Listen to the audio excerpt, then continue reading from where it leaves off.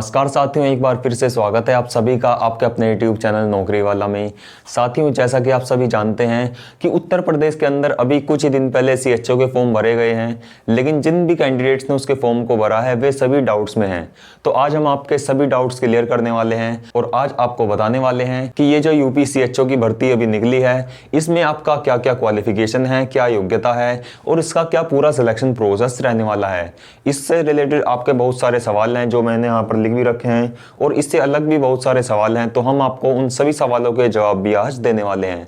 तो चलिए हम अपनी वीडियो को स्टार्ट कर लेते हैं।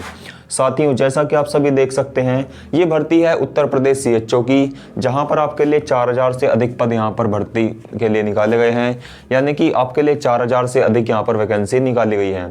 तो इसमें अगर हम बात करें कैटेगरी वाइज वैकेंसी की, जिसमें जनरल और ईडब्ल्यूएस की यहाँ पर 2000 वैकेंसी निकाली गई हैं, ओबीसी कैंडिडेट्स के लिए 1080 वैकेंसी हैं, एससी कैंडिडेट्स के लिए 840 वैकेंसी हैं, इसके बाद एसटी यानी कि शेड्यूल्ड ट्राइब्स के लिए यहाँ पर 80 वैकेंसी हैं, पीडब्ल्यूडी के लिए यहाँ पर 160 वैकेंसी आपकी दी गई हैं। तो इस तरह से आपका ये यहाँ पर पोस्ट वाइज वैकेंसी का डिस्ट्रीब्यूशन रहने वाला है कि कौन सी कैटेगरी के कैंडिडेट्स को यहाँ पर कितनी वैकेंसी दी जाएंगी। तो इस तरह से आपकी ये वैकेंसी का यहाँ पर डिस्ट्रीब्यूशन किया गया है। इसके बाद यदि हम बात करें इसमें क्वालिफिकेशन की कि इसके फॉर्म को भरने के लिए क्या योग्यता आपकी होनी चाहिए, और ये सबसे बड़ा सवाल है सभी कैंडिडेट्स का, क्योंकि बहुत से कैंडिडेट्स पूछ रहे हैं कि सर इसमें जीएनएम वाले अप्लाई कर सकते हैं या फिर नहीं। तो अगर मैं आपको इसकी कंप्लीट बिल्कुल सटीक इसकी एजुकेशन क्वालिफिकेशन बताऊं तो इसमें आपके पास बीएससी नर्सिंग की डिग्री होनी चाहिए। यानी कि यदि आप इसके फॉर्म को अप्लाई करना चाहते हैं तो सबसे पहले नंबर पर आपके पास एक बीएससी नर्सिंग की 4 साल की डिग्री होनी चाहिए, जो कि 4 इयर्स का आपका डिग्री प्रोग्राम होता है, वो आपके पास उसकी डिग्री होनी चाहिए। और नेक्स्ट, अगर आपके पास बीएससी नर्सिंग के 4 साल की डिग्री नहीं है तो उसके अलावा आपके पास पोस्ट बेसिक बीएससी का यहाँ पर डिग्री होनी चाहिए। यानी कि यदि आप जीएनएम कैंडिडेट्स हैं तो जीएनएम करने के बाद आपने पोस्ट बेसिक बीएससी नर्सिंग भी की होनी चाहिए, जो कि आपका 2 साल का प्रोग्राम रहता है, और उसकी डिग्री भी आपके पास होनी चाहिए। तो यदि आपने बीएससी नर्सिंग 4 साल की कर रखी है और या फिर अगर आप जीएनएम के कैंडिडेट्स हैं तो आपके पास पोस्ट बेसिक बीएससी नर्सिंग 2 साल की डिग्री भी होनी चाहिए। तो इन 2 क्वालिफिकेशन में से आपकी एक क्वालिफिकेशन तो कंपलसरी होनी ही चाहिए। और इससे अलग आपके पास यहाँ पर सीएचएन यानी कि कम्युनिटी हेल्थ नर्सिंग का यहाँ पर आपके पास सर्टिफिकेट भी होना चाहिए, जिसे कि यहाँ पर शॉर्ट फॉर्म में CCHN बोल रखा है, यानी कि certificate in community health nursing. तो ये भी आपके पास होना कंपलसरी है, चाहे आप बीएससी के कैंडिडेट्स हों, जीएनएम के कैंडिडेट्स हों या फिर पोस्ट बीएससी के कैंडिडेट्स हों। इन तीनों के कैंडिडेट्स को यहाँ पर कम्युनिटी हेल्थ नर्सिंग का सर्टिफिकेट कंपलसरी मांगा गया है। अगर आपके पास सीएचएन का सर्टिफिकेट नहीं है तो आप इसके फॉर्म को अप्लाई नहीं कर पाएंगे। तो साथियों, ये इसकी यहाँ पर आपकी योग्यता रखी गई है, यानी कि आपके पास BSc nursing, post BSc nursing और सीएचएन का सर्टिफिकेट भी होना चाहिए। इसके बाद बात कर लेते हैं हम आपकी उम्र सीमा की, यानी कि एज लिमिट आपकी इसमें कितनी रखी गई है। तो इसकी एज लिमिट की अगर मैं बात करूं तो आपकी जो एज है वो 18 से लेकर 35 साल के बीच होनी चाहिए, यानी कि 18 मिनिमम है और मैक्सिमम आपकी 35 ईयर्स यहाँ पर रखी गई है। तो 18 to 35 आपकी एज यहाँ पर होनी चाहिए। और इससे अलग अगर आप SC ST या फिर OBC कैंडिडेट्स हैं तो आपको यहाँ पर छूट भी दी जाएगी। OBC के कैंडिडेट्स को यहाँ पर 3 साल की छूट, और जो अगर आप SC या फिर ST कैंडिडेट्स हैं तो आपको 5 साल की छूट दी जाएगी। तो ये भी आपके लिए काफ़ी अच्छा यहाँ पर बेनिफिट दिया गया है, यानी कि आपको एज में रिलैक्सेशन भी मिलने वाला है। और यदि आप जनरल और ईडब्ल्यूएस कैंडिडेट्स हैं तो आपके यहाँ पर एज 18 से 35 ही रहेगी, इसमें आपको कोई भी यहाँ पर छूट नहीं मिलेगी। तो देन आपकी इसमें हम बात कर लेते हैं सैलरी की कि इसमें आपको बाय हैंड कितनी सैलरी दी जाएगी। तो साथियों, इसके सैलरी में भी काफ़ी कैंडिडेट्स को कंफ्यूजन रहता है कि इसमें आपको कितनी सैलरी दी जाएगी, और सैलरी तो सबसे मेन रहती है किसी भी जॉब के लिए। तो इसमें जो सबसे मेन सैलरी है वो रहेगी आपके यहाँ पर 20,500 रुपये, यानी कि जो मेन सैलरी आपकी बेसिक सैलरी वो रहेगी आपकी 20,500 रुपये। और जो इससे अलग आपका पे स्केल रहता है वो रहेगा आपका 15,000 रुपये, यानी कि वो आपके काम के अकॉर्डिंग दिया जाएगा। जो भी आप CHO यानी कि कम्युनिटी हेल्थ ऑफिसर के रूप में वहाँ पर अपना वर्क करते हैं, CSC या फिर PSC बीएससी में कम्युनिटी हेल्थ सेंटर में आप जितना भी वर्क करते हैं उसके अकॉर्डिंग आपको इन 15,000 रुपये की सैलरी यहाँ पर ये दी जाएगी। यानी कि ओवरऑल आपकी जो इन हैंड सैलरी है वो रहेगी आपकी 35,000 पर मंथ, 35,000 रुपये पर मंथ आपको यहाँ पर सैलरी मिलेगी। और इससे अलग आप जैसा भी वर्क करते हैं उसके अकॉर्डिंग जो आपकी सैलरी है वो कम या ज़्यादा हो जाएगी। तो मेन सैलरी आपकी यहाँ पर 35,000 रुपये रहने वाली है। और ये जो आपकी है ये परफॉर्मेंस बेस्ड इंसेंटिव, यानी कि जैसा आपका परफॉर्मेंस रहेगा उसी तरह से आपके ये 15,000 में से माइनस या प्लस हो जाएंगे। तो इस तरह से आपका ये सैलरी का पूरा स्ट्रक्चर रहने वाला है। इसके बाद यदि मैं बात करूं कि इसका सिलेक्शन प्रोसेस क्या रहेगा, सिलेक्शन प्रोसेस सबसे यहाँ पर कंफ्यूजन करने वाला है, क्योंकि ये जो यूपीसीएचओ की 4,000 की वैकेंसी निकाली गई है 2022 के लिए, इसमें बहुत सारे कैंडिडेट्स को कंफ्यूजन कर दी है। क्योंकि सबसे मेन तो है कि इसमें केवल जीएनएम वाले तो अप्लाई कर ही नहीं पाएंगे, तो इसलिए आपको पोस्ट बीएससी या फिर बीएससी नर्सिंग होना जरूरी है। तो सबसे बड़ा चेंज तो यही है। और दूसरा चेंज है इसके सिलेक्शन प्रोसेस में। आइए देख लेते हैं हम इसके सिलेक्शन प्रोसेस में क्या क्या चेंज किया गया है। तो सिलेक्शन प्रोसेस में जो सबसे पहला स्टेप आपका रहेगा वो रहेगा इसमें डॉक्यूमेंट वेरिफिकेशन का। और जो अब से पहले जितनी भी वैकेंसीज हुई हैं उनमें सबसे आखिरी प्रोसेस रहता था डॉक्यूमेंट वेरिफिकेशन का, तो इसमें सबसे पहला स्टेप ही आपका डॉक्यूमेंट वेरिफिकेशन का दिया गया है। तो ये आपका इसमें चेंजेस कर दिया है, यानी कि डॉक्यूमेंट वेरिफिकेशन के बेस पर ही आपको इसमें सेलेक्ट किया जाएगा। तो परसेंटेज बेस आपका सिलेक्शन भी रहेगा, यानी कि पोस्ट बीएससी नर्सिंग या फिर बीएससी नर्सिंग 4 साल की जो डिग्री है उसमें आपके कितने मार्क्स आए हैं, उसमें आपकी कितनी परसेंटेज आई है ओवरऑल, वो 4 साल की आपकी परसेंटेज देखी जाएंगी।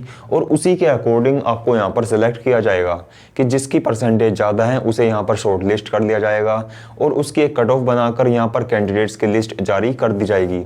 तो इस तरह से आपका ये सिलेक्शन पूरा रहेगा, यानी कि डॉक्यूमेंट वेरिफिकेशन आपका सबसे पहला स्टेप है और केवल इसमें आपका डॉक्यूमेंट वेरिफिकेशन ही कराया जाएगा। डॉक्यूमेंट वेरिफिकेशन में आपके सबसे पहले एजुकेशनल सर्टिफिकेट चेक किए जाएंगे, जिसमें आपकी 10th की मार्कशीट, 12th की मार्कशीट, आपकी बीएससी की डिग्री, यानी कि 4 साल की जितनी भी आपकी मार्कशीट हैं वो सभी चेक की जाएंगी। और आपका जो CCHN यानी कि certificate of community health nursing का जो सर्टिफिकेट है वो आपका चेक वहाँ पर किया जाएगा। तो ये आपके डॉक्यूमेंट वेरिफिकेशन इस तरह से रहेगा।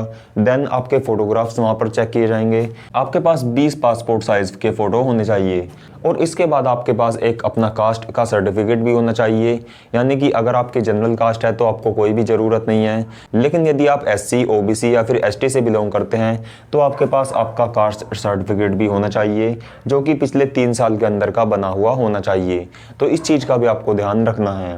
देन आपके पास अपना डोमिसाइल सर्टिफिकेट यानी कि मूल निवास प्रमाण पत्र भी होना चाहिए कि आप कौन से डिस्ट्रिक्ट से, कौन से स्टेट से बिलोंग करते हैं। तो यानी कि अपना स्थायी पता बताने के लिए आपके पास मूल निवास प्रमाण पत्र आपका होना चाहिए। तो ये भी आपका डोमिसाइल सर्टिफिकेट वहाँ पर मांगा जाएगा। देन आपका कोविड ड्यूटी एक्सपीरियंस सर्टिफिकेट, यानी कि 2020 और 21 में अगर आपने कोविड के दौरान ड्यूटी कर रखी है तो आपके पास 6 महीने का, 1 साल का या 1.5 साल का जितना भी आपका एक्सपीरियंस सर्टिफिकेट हो वहाँ पर वो लेकर जाना है।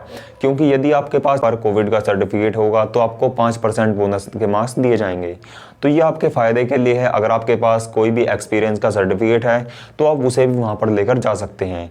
इसमें आपका फ़ायदा ही होगा, इसमें आपका कोई भी नुकसान नहीं है। देन आपके पास अपने ID प्रूफ्स यानी कि आधार कार्ड या फिर पैन कार्ड भी होना चाहिए। मैं सजेस्ट करूंगा कि आप अपना आधार कार्ड और पैन कार्ड दोनों को ही लेकर जाएं। और अगर आपने अपना पैन कार्ड अभी तक नहीं बनवा रखा है तो अपने पैन कार्ड को भी बनवा लीजिए, क्योंकि ID प्रूफ के तौर पर आपके पैन कार्ड की आवश्यकता वहाँ पर पड़ती रहती है। तो साथियों ये सभी डॉक्यूमेंट्स आपके वहाँ पर चेक होंगे और आपके सिलेक्शन प्रोसेस में केवल आपका डॉक्यूमेंट वेरिफिकेशन ही किया जाएगा। जैसे ही आपका डॉक्यूमेंट वेरिफिकेशन होगा उसके बाद आपकी एक मेरिट लिस्ट लगा दी जाएगी जिसमें शॉर्ट लिस्ट कैंडिडेट्स के नाम होंगे और जिनके उस मेरिट लिस्ट में नाम आ गए तो समझ लिया आपकी जॉब पक्की है। तो वहाँ पर आपकी इस तरह से जॉब रहने वाली है। तो साथियों इस भर्ती के बारे में कंप्लीट जानकारी तो मैंने आपको दे ही दी है।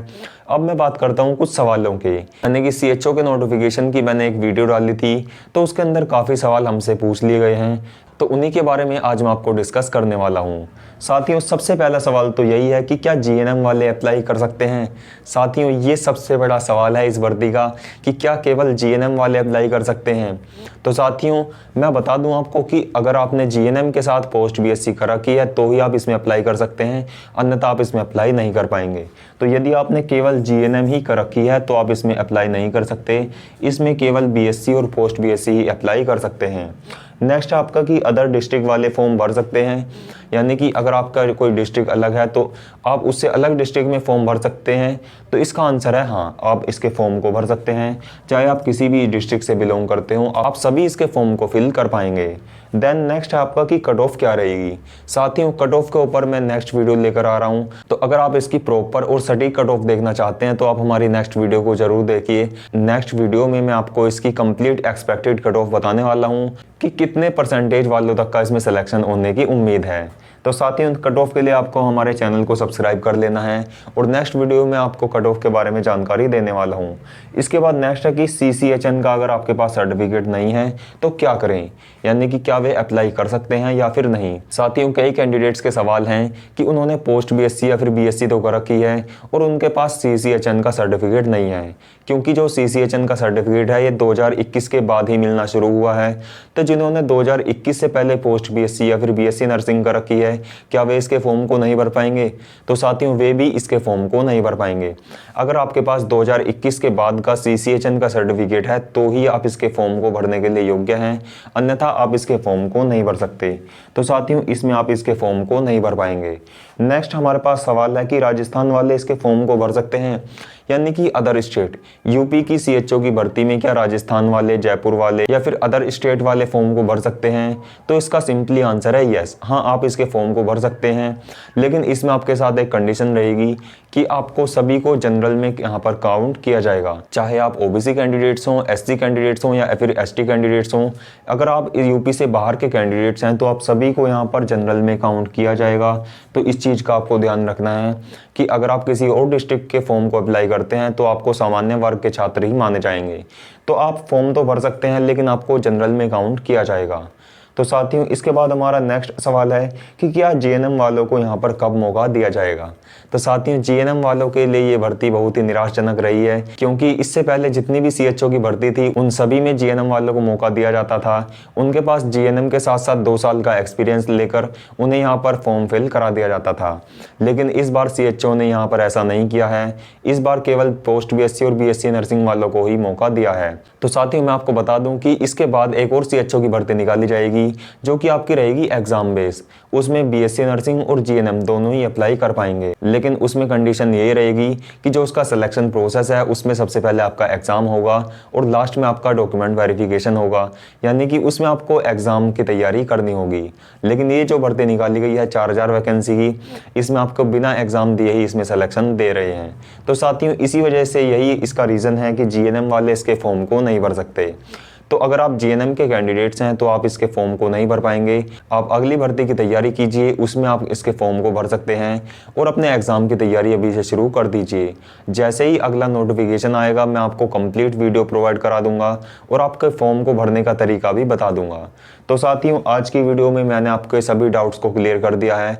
अगर आपका फिर भी कोई भी डाउट है तो आप हमसे कमेंट बॉक्स में पूछ सकते हैं, हम नेक्स्ट वीडियो में उन्हें भी डाउट को सॉल्व कर देंगे। तो साथियों, आज की हमारी वीडियो आपको कैसी लगी अपने कमेंट बॉक्स में जरूर बताइए और हमारी इसी तरह की वीडियोस देखने के लिए हमारे चैनल को सब्सक्राइब कर दीजिए। तो चलिए साथियों, आज की वीडियो में केवल इतना ही, फिर मिलेंगे एक नई वीडियो में। तब तक के लिए नमस्कार, जय हिंद।